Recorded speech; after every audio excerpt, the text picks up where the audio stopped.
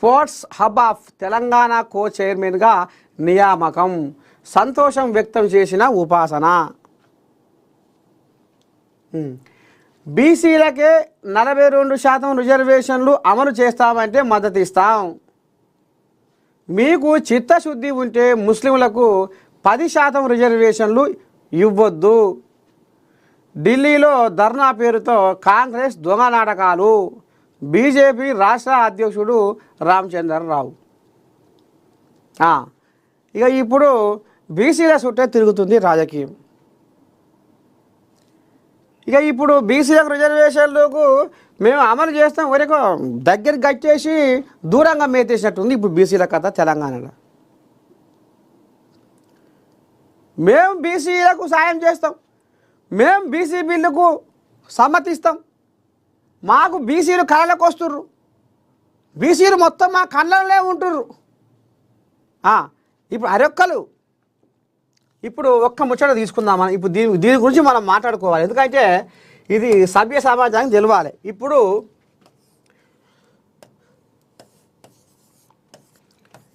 BC సమాజం ఇక ఇప్పుడు ఆలోచన చెయ్యాలి. ఇప్పుడు ఒక్కటి ఇది బీజేపీ అనుకో, 2 కాంగ్రెస్ అనుకో, 3 బీఆర్ఎస్ అనుకో, 4 ఇక కొన్ని ఈ ఎర్ర జెండలు అవి ఉన్నాయిగా. అయితే ఇప్పుడు ముందుగాల మనము లెక్కే మాట్లాడుకోవాలి. ఏ లెక్కకు ఆ లెక్కే మాట్లాడుకోవాలి. ముందుగాల బీసీలకు 42% రిజర్వేషన్లు ఇవ్వాలి అనేది తొవ్వ సాగు చేసిన వాళ్ళు ఎవరు? బీసీలకు 42% రిజర్వేషన్లు ఇవ్వాలని తొవ్వ సాగు చేసిన వాళ్ళు ఎవరు అంటే ఇగో కాంగ్రెస్ వాళ్ళు వస్తారు. వీళ్ళు తొవ్వ సాగు చేసిర్రు. వీళ్ళు కాంగ్రెస్ వాళ్ళు తొవ్వ సాగు చేసినాక ఇక ఇప్పుడు బీఆర్ఎస్ వాళ్ళు బీజేపీ వాళ్ళు ఇగో ఇప్పుడు ఈ తొవ్వ మాదే మాదే మాదే మాదే ఆ తొవ్వ ఈ తొవ్వ మేము దొక్కితేనే ఈ తొవ్వ అయింది, మేము దొక్కితేనే ఈ తొవ్వ అయింది అని ఇప్పుడు ఇగో దిశ మంచి వాగాలు నడుస్తున్నాయి. ఏంది గందరగోళం? బీసీల మీద మీకు ప్రేమ ఉంటే, అభిమానం ఉంటే, బీసీలకు అయ్యో బీసీల నోరు మూస్తున్నాం, బీసీలకు రాజ్యాధికారం అందలేదు, సమాజంలో బీసీలే ఎక్కువ ఉన్నారు, ఇంత జనాభా ఉన్న బీసీలు ఎందుకు పాతాళలోకం పడ్డరు, ఎందుకు పాదాల దగ్గర ఉంటుర్రు, బీసీలు రాజ్యాలు లేకపోతే పెత్తానం చేయకపోతే మాకు నిద్ర పడతలేదు అనే మరి ఇప్పుడు మాట్లాడేటోళ్ళు మరి ముందుగాల మీకు ఎందుకు ఈ తొవ్వ కనపడలేదు? బీసీలకు 42% రిజర్వేషన్లు అని ఇప్పుడు కాంగ్రెస్ వాళ్ళు కంకణం కట్టుకున్నాక మీకు ఎందుకు సోయి వచ్చింది?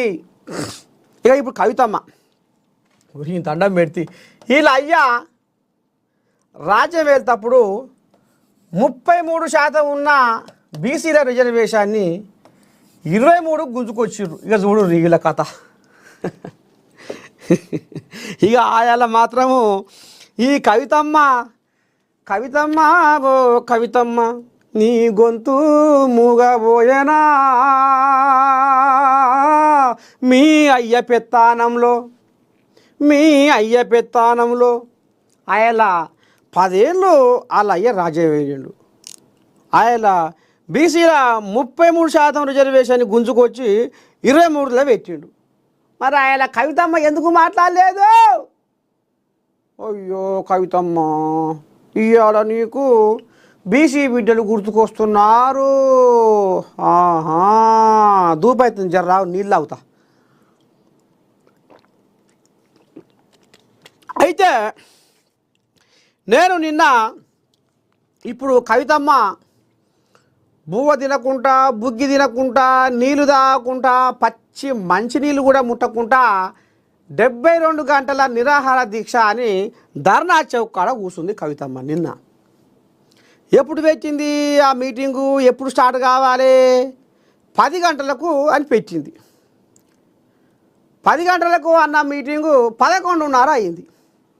ఏ దీక్ష గంటన్నర పొద్దుపుచ్చుకుంది. ఇక మరి తినకుండా వచ్చిందా తిని వచ్చిందా అనేది అన్యం పుణ్యం భగవంతునికి ఎరక.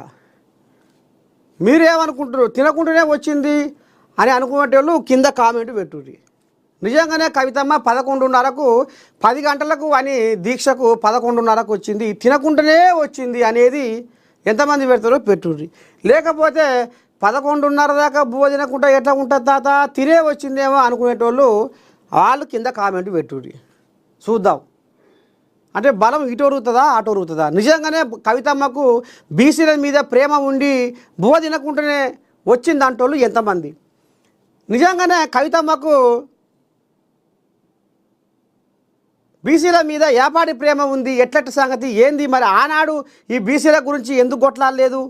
ఇదంతా ఒక నాటకమే అనుకునేటోళ్ళు కొంతమంది. ఇక్కడ సంఖ్య ఎంత వస్తుందో అక్కడ సంఖ్య ఎంత వస్తుందో చూద్దాం.